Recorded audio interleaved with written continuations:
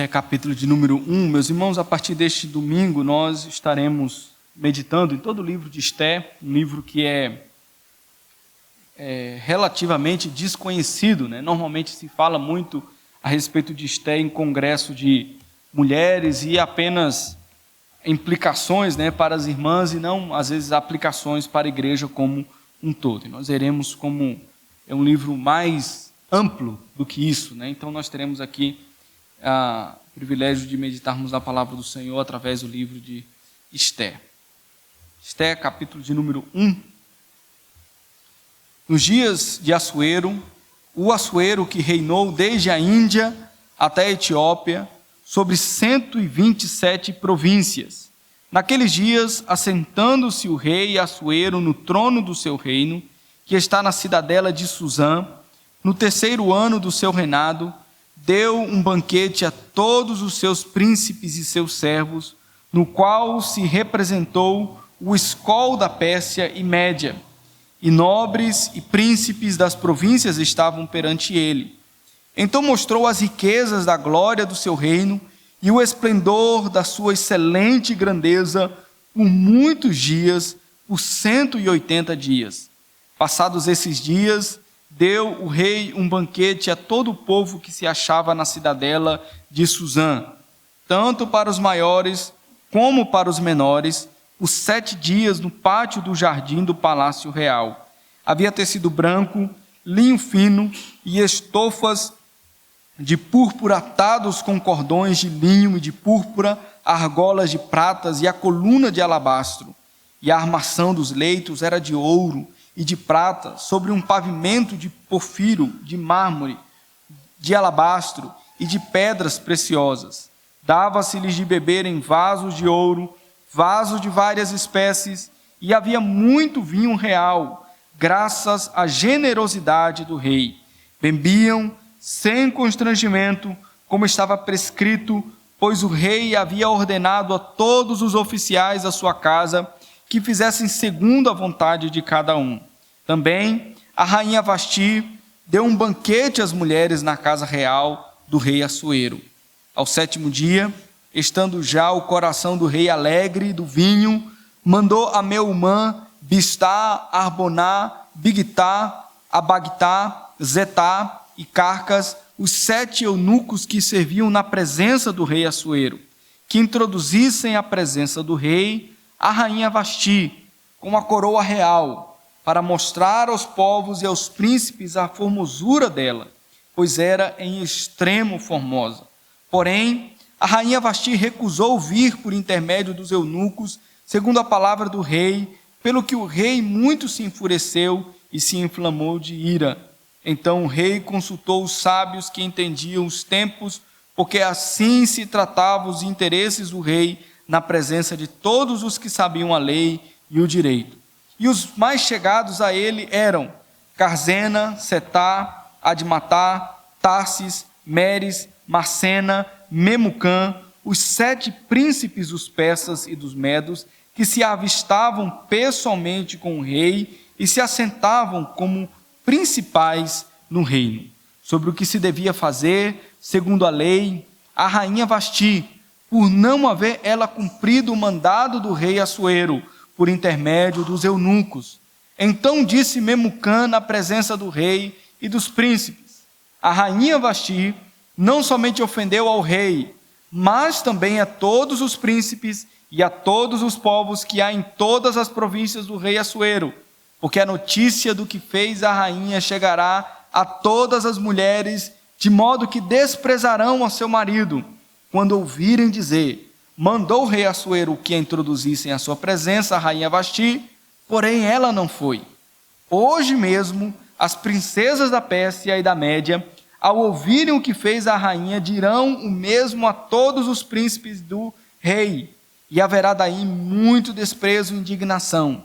Se bem parecer ao rei, promulgue de sua parte um edito real, que se escreva nas leis dos persas e dos medos, e não se revogue, que Vasti não entre jamais na presença do rei Assuero, e o rei dê o reino dela a outra que seja melhor do que ela. Quando for ouvido o mandado do rei, mandado que o rei decretar em todo o seu reino, vasto que é, todas as mulheres darão honra ao seu marido, tanto ao mais importante como ao menos importante. O conselho pareceu bem tanto ao rei como aos príncipes, e fez o rei segundo a palavra de Memucã. Então enviou cartas a todas as províncias do rei, a cada província segundo o seu modo de escrever, e a cada povo segundo a sua língua, que cada homem fosse senhor em sua casa, e que se falasse a língua do seu povo. Vamos orar, meus irmãos. Ó Deus, nós te agradecemos pela tua bendita palavra que o Senhor nos dá, palavra viva, verdadeira, palavra que conduz o teu povo. Que tenhamos, ó Deus, ouvidos para ouvir aquilo que o Senhor nos diz, que temos corações dispostos, ó Deus, a obedecer a tua palavra e nos curvarmos diante dela. Que a graça do Senhor Jesus seja sobre nós, ó Deus, a ouvirmos o teu ensinamento nesta noite. É assim, Deus, que eu oro e peço, em nome de Jesus. Amém. Meus irmãos, nós estamos diante de um livro, né, que, como eu já falei para os irmãos, o livro de Esté, que é relativamente desconhecido, né, de algumas pessoas, mas um livro que é extremamente importante para nós. Esse livro de Esté é um livro que não tem, na verdade, a palavra Deus em toda a extensão desse livro. Se os irmãos começarem a ler o livro de Esté, irão perceber que em nenhum momento há uma referência que seja com a palavra Deus, né, escrita em todos os seus capítulos. Mas isso não significa que Deus não esteja presente nessa narrativa. Deus está presente, Ele é o Deus, então, que está atuando providencialmente em todo momento, em todos os eventos desse livro. Deus está agindo. Então, esse livro nos convida justamente a percebermos que Deus é aquele que, mesmo quando as pessoas não levam em consideração a existência de Deus, Deus é aquele que age para conduzir o seu propósito e conduzir a sua vontade. Esse livro também, meus irmãos, é um livro que tem uma autoria desconhecida. Nós não sabemos quem escreveu esse livro, né? Alguns vão dizer de que provavelmente seja a Mardoqueu ou Mordecai, que será retratado aqui como tio de Esté. Mas esse que escreve então esse livro é alguém que conviveu dentro do palácio real da Pérsia, do rei Assuero, que sabia das coisas que aconteciam ali, porque de fato ele descreve com muitos detalhes as coisas, como eram os móveis, como era a decoração, como era a vida no palácio, como se tratavam as coisas. Então era alguém que de fato viveu naquela época e foi testemunha e sabia daquilo que estava realmente acontecendo naquele tempo. Portanto, algumas pessoas datam este livro, né, alguns estudiosos, no final do século V a.C., ao metade do século IV a.C.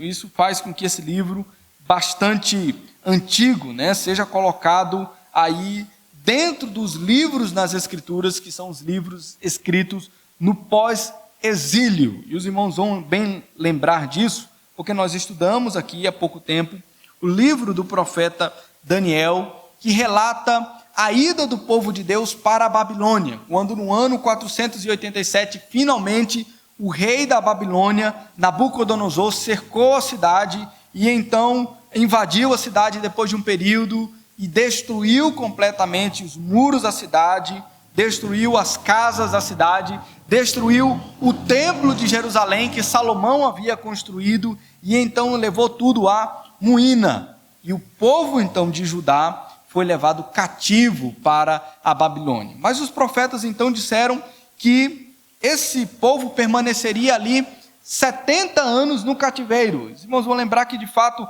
isso acontece. O povo de Deus permanece 70 anos no cativeiro e nesse tempo, como nós vemos lá no profeta Daniel, ele diz que se levantará outros reinos. E aí se levanta então, nesse período que o povo está cativo na Babilônia, o Império Medo-Persa, que derrota os reis caldeus da Babilônia e toma conta mais uma vez de toda aquela região. Então agora é o tempo dos Medo-Persas, o tempo em que esse livro é escrito É tempo então do rei Assuero, rei então que está governando toda essa região nesse tempo deste livro. Mas no ano 539, nós vemos o rei Medo-Persa chamado Ciro, aquele que invadiu a Babilônia.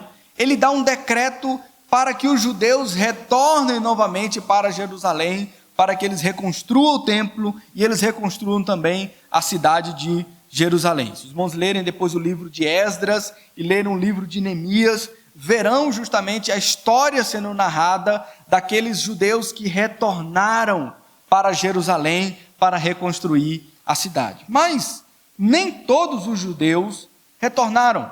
Se calcula aí que cerca de 1 milhão, ou pouco mais do que isso, de judeus foram levados cativos para a Babilônia. Lá eles se casaram, como diz o profeta Jeremias, tiveram filhos e os filhos deles se casaram também. Eles então se assentaram em todo o vasto império Medo-Persa.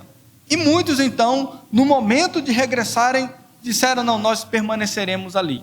Mas as escrituras registram de que a grande parte desses que não voltaram para Jerusalém, fizeram isso porque eles se acomodaram à cultura. Disseram: está tão bom aqui, nós já temos casa, nós já temos as nossas vidas, nós já temos os nossos filhos, os nossos netos, já temos o nosso comércio, para que voltarmos então para a Babilônia, para Jerusalém? Então muitos deles permaneceram ali e não regressaram. Esse livro então aqui relata justamente no ano 486 ao ano 464, se levantou um rei persa, Assuero, que é conhecido na história como Xerxes, quase 100 anos depois que o povo havia saído do cativeiro babilônio. Então nesse cativeiro o povo está ali longe das suas terras, na Babilônia, em todo o império Medo-Persa, e muitos então estão acomodados. No reino então desse homem se levanta homens e mulheres, e especialmente aqui nós veremos a Mordecai e a Esté, que se colocam como aqueles que são judeus que não voltaram para Jerusalém, mas mesmo assim, Deus em sua misericórdia, Deus em sua graça, usa esses judeus que não voltaram para Jerusalém para fazer com que o povo de Deus, o povo da aliança, providencialmente fosse guardado e eles não viessem a perecer definitivamente. Então, aqui se estabelece aquilo que nós vemos nas Escrituras, uma guerra entre duas sementes. Quando o reino de Satanás, ou a semente de Satanás, constantemente está tentando destruir o povo de Deus. Deus, pela sua misericórdia, levanta o seu povo, levanta aqueles então que são usados por Deus para serem os agentes da proteção de Deus e fazer com que eles não venham a perecer. Mas nós então vemos aqui nesse capítulo 1, como Deus ele tem um domínio, não apenas do povo de Israel, quando ele protege e guarda esse povo, quando ele restaura novamente a sorte de Israel, quando ele faz com que eles retornem para lá e mantenham uma aliança com o seu povo, mas Deus também é o Deus soberano que está guiando até mesmo os ímpios, até mesmo aqueles que não reconhecem a Deus, não reconhecem a existência de Deus. Deus também está reinando, apesar da vida que eles levam, apesar dos seus pecados, apesar dos excessos que eles têm cometido. Vamos ver então isso aqui, meus irmãos, no capítulo 1 de Esté. Nós vemos isso de forma clara, do versículo 1 ao versículo 9, quando nós vemos o Assuero, rei Assuero, ele mostrando todo o seu grande poderio. Ele não teme a Deus, não é um bom homem, como às vezes em alguns filmes que nós vemos aí, né, do rei, do romance, né, entre Esté e Assuero e Xerxes, parece ali um romance, alguém tão sábio, tão sensato, e de fato não é essa a imagem que nem as Escrituras, nem a história também relata a respeito de Xerxes. Ele então um homem extremamente vaidoso, né? Nós vemos aqui dizer que ele tinha, se chamava Assuero, o Assuero que reinou desde a Índia até a Etiópia. Ele tinha então um vasto império, que ele herdou então dos seus antecessores, e ele estava procurando fazer com que esse império crescesse cada vez mais. Aqui no versículo 1 diz que esse império ia da Índia, que é o atual Paquistão, não é a Índia, né, que nós conhecemos como país a Índia, mas a região do Paquistão, que iria até a Etiópia, que é o atual Sudão. Então, da África até o Oriente Médio ia o seu domínio, e vasto império, então, que era governado por esse homem. Ele tinha 127 satrápias, né, ou províncias, que ele dividiu o seu reinado, os persas dividiram, então, para que o governador, que logicamente não tinha condição de acompanhar todos os detalhes que acontecia lá na África, lá em outro lugar, então eles dividiram, colocando governadores, e muitas vezes esses governadores eram gente da própria terra, gente então que eram as antigas autoridades, os reis dessas terras, eram então os governadores dessas 27 províncias. Mas ele, então, um homem que tem um vasto império, ele exalta o seu poder justamente quando eles têm essa capital aí no versículo 2, chamada Suzã, e no meio dessa cidade Suzã, ele ergueu então uma cidadela, né, que era um forte, onde quem via de longe, vinha aquele forte, aquele palácio erguido a mais de 40 metros de altura, e todos então poderiam observar quem era que de fato governava sobre todo aquele vasto império, quem era de fato o rei todo-poderoso. Nós vemos então aqui justamente esse homem agora exaltando o seu poder, não apenas o poderio das terras, mas agora ele chamando os seus subordinados, a sua realeza, para que eles se apresentem diante dele em um banquete. Aí nós vemos no versículo 3, quando ele, no terceiro ano do seu reinado, que é o ano 483, deu um banquete a todos os seus príncipes e servos, no qual representou o escol da Pérsia e Média, e os nobres e príncipes das províncias estavam perante ele. Então ele chamou todo mundo, todos os poderosos, para comparecerem a esse banquete. Nós vemos aí então que estavam oficiais, exércitos, nobres. Ele não tinha simplesmente o desejo de fazer uma pequena festa. Nós vemos aqui no versículo 4 que diz que essa festa durou, ou esse banquete, ou essa reunião, durou 180 dias, ou seja, 6 meses. Alguns estudiosos vão dizer de que talvez era um dia de festa para cada um daqueles governantes das 127 satrápias. E ele então chama todos esses poderosos. Mas o que ele tinha como propósito com isso? O historiador Heródoto, um historiador grego, ele diz que o objetivo daquele banquete, segundo está registrado na história, era fazer com que houvesse um planejamento de guerra. Então, Assuero não dá simplesmente um banquete para mostrar o seu poder por isso. O seu desejo e a sua sede é fazer com que todo o seu império avance em mais uma batalha para conquistar mais um pedaço de terra, que é a Grécia. Se depois os irmãos compararem aí o tamanho do Império Persa com o tamanho da Grécia, os irmãos vão perceber que é infinitamente menor, um pequeno pedaço de terra que o rei Assuero está se preparando então para guerrear. E a história diz que ele perdeu, 2 vezes tentou atacar a Grécia e as 2 vezes ele foi completamente humilhado. Então esse banquete que está acontecendo aqui era para mostrar o poder que ele tinha para convencer e dizer aos seus aliados: nós venceremos, porque eu sou poderoso, porque eu tenho então todo esse poder para conquistar esse território. Mas nós vemos também ele finalizando todo esse banquete, todo esse louvor à sua própria glória, louvor ao seu poder, com uma festa oferecida não apenas a uma elite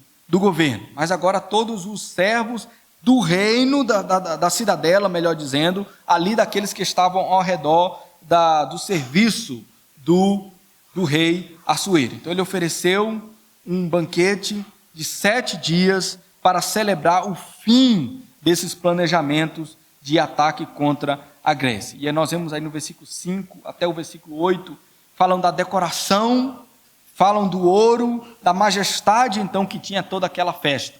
E fala também no versículo 7 e 8 a respeito da bebida, né, que era a bebida como nós falamos hoje, né?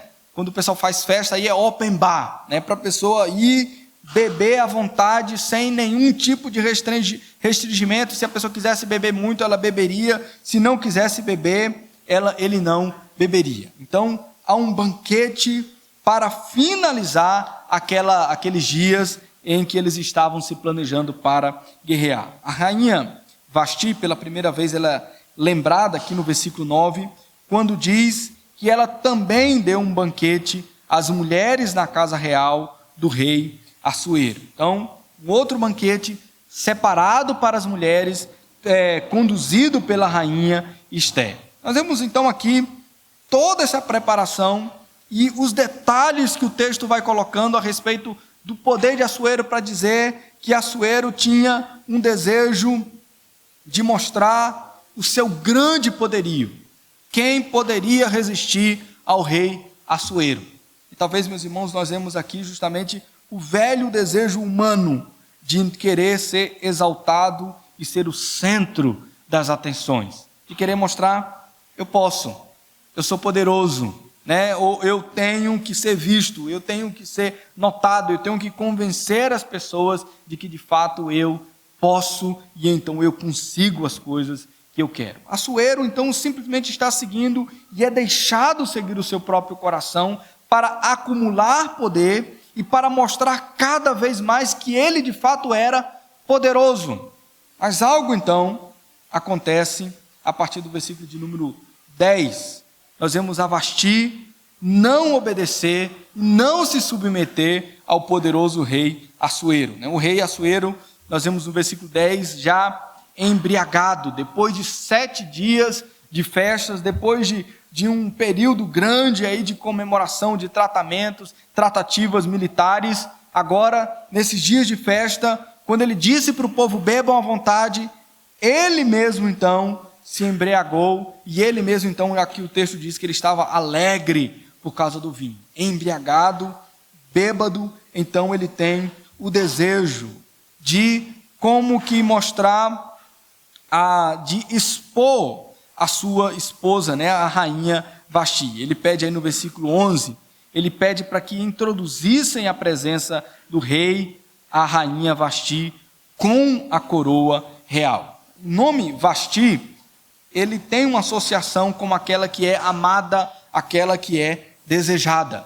E é justamente como um desejo de expor a rainha como uma coroa, ou como a joia da coroa, mais uma joia da coroa, como ele dizendo, eu tenho terras, eu tenho todo o poder, eu tenho riquezas, eu tenho exércitos, e eu tenho também uma belíssima esposa. E ela aí é colocada como mais uma coisa a ser exposta como pertencente ao tesouro e às conquistas do rei Assuero. Mas a rainha Vasti se recusa a atender ao pedido do poderoso rei. Ela se recusa a se apresentar à presença do rei. Nós vemos aqui no texto que não há um motivo porque diga que qual foi a intenção de Vasti, ou qual foi o motivo pelo qual Vasti não quis ir à presença do rei. As interpretações são variadas, e especialmente a interpretação rabínica chama a atenção, e eles interpretavam dessa maneira, de que provavelmente o que o rei desejava era que ela se apresentasse diante de todos apenas com a coroa, completamente despida, então ela seria exposta diante de todos, para que todos contemplassem a beleza de Vasti. Mas o texto não diz nada disso de fato especificamente. O texto talvez deixa simplesmente dizer que ela não foi. Alguns então vão pensar, talvez que seja uma demonstração de rebeldia, como que dizendo, não vou, capricho, né? Não me apresentarei diante da presença do rei. Talvez aqui a ordem que se dá através dos chefes dos eunucos, citando os 7 chefes, né? Flávio Joséfo, que foi um historiador antigo, também interpreta dizendo de que foram consecutivamente, né? Não foi todo mundo de uma vez, mas foi um atrás do outro dizendo: Vasti, o rei está chamando. E ela diz: não vou. Aí foi outro: Vasti, o rei está chamando. E ela não cedeu e ela não foi à presença do rei. Nós não temos um motivo claro aqui no texto. O que nós sabemos é de que, de fato, a ausência do motivo no texto revela simplesmente a falta de direito da parte de Vasti para resistir à vontade do rei. Esse é aquilo que fez com que ela fosse castigada pelo rei. Diante, então, da falta de motivo, o que chama a atenção no texto ela não tem direito. Ela, de fato, não tem para onde ir, ela tem que se submeter à vontade do rei. Por isso o rei, versículo 12, ele se enfurece, né? Diz aí, pelo que o rei muito se enfureceu e se inflamou a ira. O que para nós, então, os leitores, né, é uma ironia, porque aquele que é apresentado do versículo 1 até o versículo 9 é o maior rei do mundo. Aquele que tem o poderio sobre tudo, mas ele não tem poder sobre a esposa. Ele não tem poder sobre a própria mulher. Isso faz com que aqueles que estão com ele naquele banquete, já há 180 dias planejando, né? Eu posso até imaginar aquela mesa grande, os generais ali ao redor da mesa planejando como atacar, e Assuero mostrando o seu poder, as suas riquezas, aquilo que ele tem, dizendo: nós vamos conseguir, nós vamos derrotar. E aí dá uma festa, mostra mais ainda a sua riqueza, e depois ele diz: manda trazer minha mulher. E ela não vai. Talvez ali começou, né, o pessoal começar a dar risadinha, rindo, né, por causa daquilo que estava acontecendo. Mas que vergonhoso!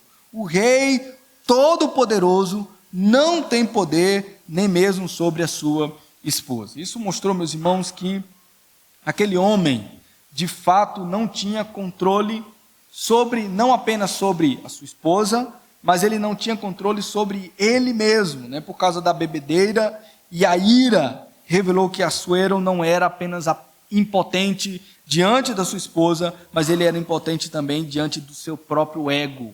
Ele era escravo de um vício, ele era escravo das suas paixões, escravo dos seus sentimentos. Nós vemos então, meus irmãos, aqui esse homem com descontrole, ira, que revela, de fato, não apenas em Assuero, mas em todos nós, que nós somos escravos de pequenas coisas e escravos de coisas que nós dizemos que nós somos senhores sobre elas.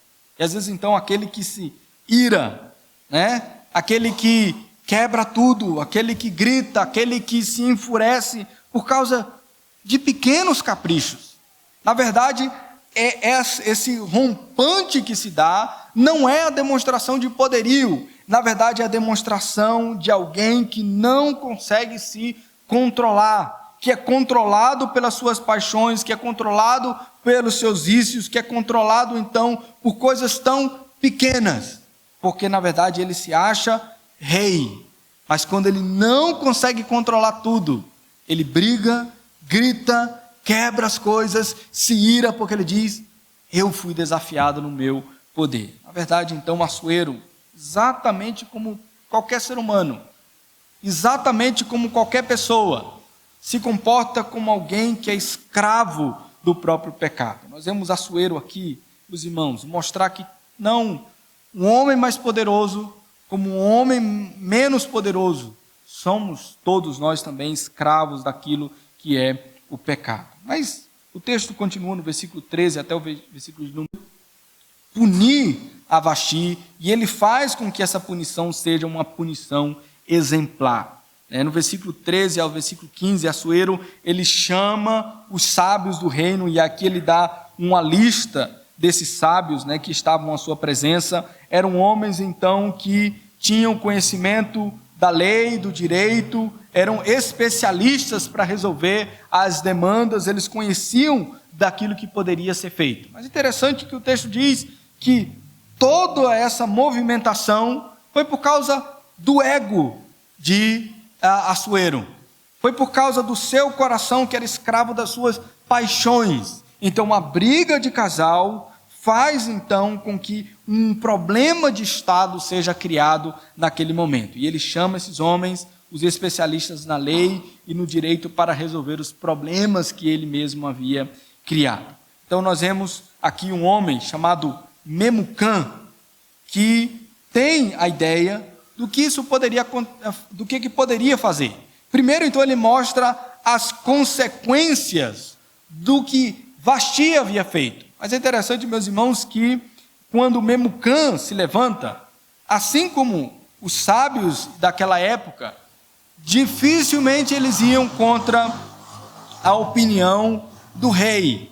E o rei Assuero, foi conhecido na história como um rei de fato louco, né? Porque quando ele era desafiado, quando ele não conseguia alguma coisa, ele agia de forma impetuosa. E mais uma vez ele está aqui diante do conselho de sábios e ele ouve um conselho. É claro que o conselho não vai contra o ego do rei, não vai contra as paixões do rei, mas fala exatamente aquilo que o rei deseja ouvir. E nós vemos aqui Memucã dizendo que, de fato, né, quando ele amplifica, justificando a ira do rei, ele amplifica dizendo que a desobediência da ofensa não era apenas para o rei, era para os príncipes e também era para todos os povos da Pérsia. No versículo 16, depois no versículo 17, ele vai dizer que outra consequência da desobediência de Vasti era que as mulheres seguiriam o exemplo de Vasti e seriam insubmissas aos seus maridos. Depois do versículo de número 18, né, as princesas da Pérsia seriam as primeiras a desprezar os maridos e trariam indignação. Então, Memucã amplia, né, as consequências, dizendo: essa desobediência de Vasti, ela vai invadir todos os lugares da Pérsia e ela vai atingir também as casas dos moradores da Pérsia, vai invadir os casamentos da Pérsia e todo o império irá ruir por causa disso. Então, é o que ele propõe no versículo 22 ainda, no 19, perdão, ele propõe que Vasti seja punida. Como? Primeiro, com uma lei irrevogável. Eu escrevi revogável, né? Mas é uma lei irrevogável que não poderia ser alterada de forma nenhuma. Depois ele diz que Vasti não entrasse mais à presença do rei, não se colocasse mais diante do rei. Depois a Vasti deveria ser destituída e outra pessoa deveria substituir a rainha. E lá o texto diz que ela deveria ser substituída por uma rainha melhor do que ela, que já está abrindo o caminho para aquilo que acontecerá com Ester futuramente. Mas aqui é como que dizendo: Vasti não serve, Vasti é inferior à altura do rei. E então Vasti deveria finalmente ser punida, para que desse o exemplo para todas as mulheres do reino, e assim não houvesse uma rebelião no reino. E é claro, versículo 21 diz aqui até o versículo 22 que o rei gostou da ideia, ele se divorciou da sua esposa e fez de Vasti um exemplo para todas as mulheres do povo, mandando uma carta, e dizia na carta, lá no versículo 22, cada homem deve ser senhor em sua casa e que se falasse a língua do seu povo. Então, cada homem deveria ser dono de sua casa, deveria mandar em sua casa, suas esposas não deveriam desafiá-los, porque o homem é aquele então que deve ser o senhor sobre a casa. E aí diz o texto que deveriam falar a língua do povo. Nós não entendemos bem, né, os estudiosos, os comentaristas bíblicos não chegam a uma conclusão do que significa isso, mas é bem provável de que aquilo que era a maneira de governar a sua casa era pela língua, né? Então aqueles homens que se casaram com estrangeiras não deveriam então permitir que a língua das suas esposas fosse a língua que fosse falada em casa, mas o homem então, como o senhor da casa, como o senhor então daqueles que estavam conduzindo as suas famílias, deveriam em todo momento conduzir as suas famílias de forma que ele fosse o senhor, até mesmo na maneira de falar. Esse texto, meus irmãos, mostra como que esse homem tentou de fato fazer com que houvesse um respeito para com ele. Mas aqui, na melhor das hipóteses, o rei passou por ridículo. Ele usou o peso do reino, o peso da lei, o peso da sua riqueza, do seu poderio, para esmagar a Vasti, dizendo: você me desafiou, você então será severamente punida por aquilo que você fez. O rei então passou por ridículo porque durante 180 dias ele planejou uma grande guerra e ele não tinha, na verdade, o respeito e a honra da sua própria esposa em casa. O rei não passava de um ser humano limitado, inseguro, que em busca de respeito despejou o peso de um império para ser respeitado. Talvez isso é justamente o que muitas pessoas fazem, para ter respeito, usam da força, usam da agressão, usam então do poder da sua ira para fazer com que eles ganhem um tipo de respeito. Às vezes há maridos que querem ganhar o respeito de suas esposas agindo exatamente dessa forma, agindo com agressão, agindo com força, pensando que então, por causa disso, eles terão o respeito e a honra de suas esposas. A Bíblia diz, lá em 1 Pedro, no capítulo 3, versículo 7, como os maridos ganham o respeito e a honra de suas esposas. Maridos, vós igualmente vivei a vida comum do lar, com discernimento, e tendo consideração para com a vossa mulher, como parte mais frágil, tratai-a com dignidade, porque sois juntamente herdeiros da mesma graça de vida. A maneira como homens cristãos ganham o respeito de suas esposas é olhando para ela, como diz o apóstolo Pedro, como alguém que é delicado, que precisa ser cuidado, que deve ser tratado com amor, com carinho, com palavras então que não são para destruir, não com palavras então que venham fazer com que sintam o peso de sua ira, mas pelo contrário, são homens que tratam as suas esposas como vaso frágil. A ideia então é de um vaso que é colocado como decoração, que não pode ser usado de qualquer forma, não pode ser manipulado de qualquer forma, mas precisa ser tratado com cuidado. É assim que os maridos ganham o respeito de suas esposas, e então fazendo com que de fato elas se sintam respeitadas. Foi tudo que Assuero não fez. Foi tudo que Assuero não quis fazer, talvez nunca fez. Expôs a sua esposa diante de uma multidão para que ele simplesmente fosse exaltado no seu poder. Talvez, se nós olharmos ainda para o texto, há uma coisa que seja razoável naquilo que os sábios estavam dizendo.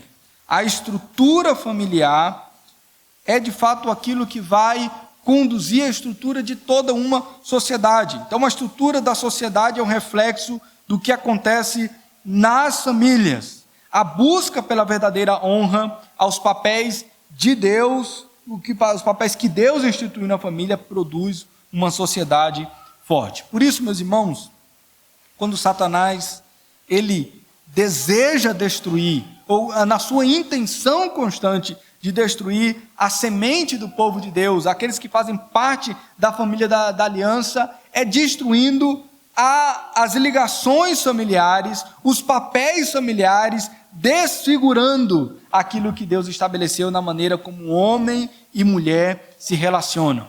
Por isso, então, nós temos nas Escrituras, de forma muito clara, como isso deve ser tratado, como os crentes devem se tratar em família, como os crentes devem se tratar nos casamentos, como os pais tratam os filhos, como os filhos tratam os pais. Porque é justamente através disso que nós vemos, então, Deus usar de providência para sustentar a família da aliança. Então, a honra familiar, ela é usada de forma providencial para guardar a família da aliança. Nós vemos isso aqui em Mordecai e Esté, um tio honrado, um tio que cuidou então da sua sobrinha órfã, e ali há respeito, ali há cuidado, e é justamente assim como Deus providencialmente cuida da família, de mulheres que honram seus maridos, de maridos que honram as suas esposas e cuidam delas. Do outro lado, oposto, está Assuero e Vasti revelam seus pecados e excessos no relacionamento familiar. Por isso, meus irmãos, nós devemos ver como que Deus de fato é aquele que está cuidando do seu povo. Cuidando e dizendo, essa é a maneira como eu estou protegendo a família da aliança. De outra forma, nós vemos então que essas famílias se destroem, se desintegram, porque de fato não estão honrando aquilo que Deus estabeleceu. Mas nós não devemos, meus irmãos, nos assustar quando os ímpios estão no poder, como estava Assuero, pecando nos seus excessos, tratando mal a sua esposa, simplesmente vivendo para exaltar o seu próprio ego e fazendo aquilo que o seu coração pecador desejava. Quando nós vemos esse tipo de poder, quando governadores ímpios, homens ímpios estão no poder, nós não devemos temer. Por quê? Porque Deus está acima deles. Devemos confiar em Deus, que apesar dos pecados desses que governam, apesar deles não temerem ao Senhor, Deus está conduzindo a história. E Deus está conduzindo a história aqui no livro de Esther. Ele está conduzindo a vida de Assuero, ele está conduzindo todas as coisas para que então a providência de Deus seja revelada. Então nós não devemos nos assustar de forma nenhuma. Deus está acima deles. O que nós precisamos então é confiar no Deus que, apesar da queda do homem, ele continua guardando o povo da aliança. Mas isso também, meus irmãos, nos faz pensar a respeito de uma mensagem de graça. Essa realidade de pecado não está distante de nós também, porque apesar dos nossos pecados, Deus, por sua fidelidade, mantém a sua aliança com o seu povo. Nós não devemos nos gloriar em sermos bons maridos, boas esposas, bons crentes. Nós devemos nos gloriar em Deus que salva pecadores. Deus também não é rei sobre os pecados dos ímpios, mas Deus também demonstrou graça sobre os nossos próprios pecados. Quantos de nós, às vezes, maridos crentes, que conhecem a palavra do Senhor, não tratam as suas esposas dessa maneira? Quantas vezes mulheres crentes, que deveriam honrar, guardar e proteger a honra de seus maridos, envergonham seus maridos? Mas Deus, então, é gracioso e chama, de fato, o seu povo a andar conforme essa aliança que ele estabeleceu. E Deus é gracioso, porque ele nos aceitou, não levando em consideração os nossos pecados. O que nós vemos, meus irmãos, é uma mensagem de providência de Deus, apesar de nós, apesar dos nossos pecados, apesar então daqueles que não amam a Deus e não temem ao Senhor. Deus continua reinando, providenciando aquilo que é necessário para guardar o seu povo. Vamos orar, meus irmãos? Ó Deus, nós te agradecemos pela tua bendita palavra, que nos ensina, que nos faz, ó Deus, descansarmos em ti, o teu poder, mesmo, ó Deus, quando nós não vemos dias felizes, quando vemos, ó Deus, os maus reinando, governando, e às vezes exaltando o seu próprio poder para oprimir, para destruir. Mas nós cremos, ó Deus, que o Senhor está governando e reinando sobre todas as coisas. Faz, ó Deus, com que teu povo descanse e confie verdadeiramente no Senhor. Ajuda-nos, ó Deus, então, que nessa confiança também andemos por fé, obedecendo e honrando a tua palavra, fazendo, ó Deus, a tua vontade. É, Senhor Deus, que nós oramos e pedimos em nome de Jesus. Amém.